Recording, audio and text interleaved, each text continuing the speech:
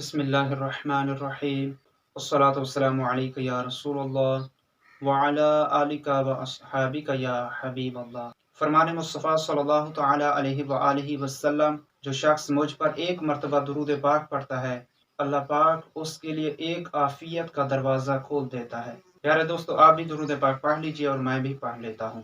اللہم صلی علی سیدنا و مولانا محمد کما تحب و ترضی۔ صدر الافاضل حضرت علامہ مولانا نعیم الدین مراد آبادی فرماتے ہیں، حضور صلی اللہ علیہ وآلہ وسلم جب مدینہ طیبہ تشریف لائے، 12 ربیع الاول بروز سوموار چاشت کے وقت مقام قباء میں اقامت فرمائی۔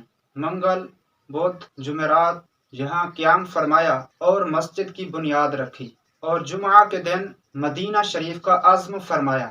سالم بن عوف کے بطن وادی میں جمعہ کا وقت آیا، اس کو لوگوں نے مسجد بنایا۔ سرکار مدینہ صلی اللہ علیہ وآلہ وسلم نے وہاں جمعہ ادا فرمایا اور خطبہ دیا۔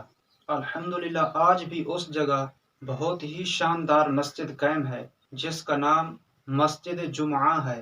وہاں ہزاروں لوگ جاتے ہیں، اس مسجد کی زیارت کرتے ہیں اور اس مسجد میں نفل ادا کرتے ہیں۔ اللہ پاک سے دعا کرتے ہیں کہ ہمیں اس مسجد کی زیارت نصیب فرمائے، آمین بجاہ النبی الامین صلی اللہ علیہ وآلہ وسلم۔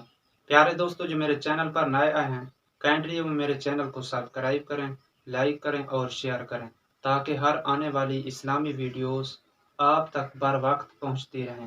جزاک اللہ خیرا کثیرا۔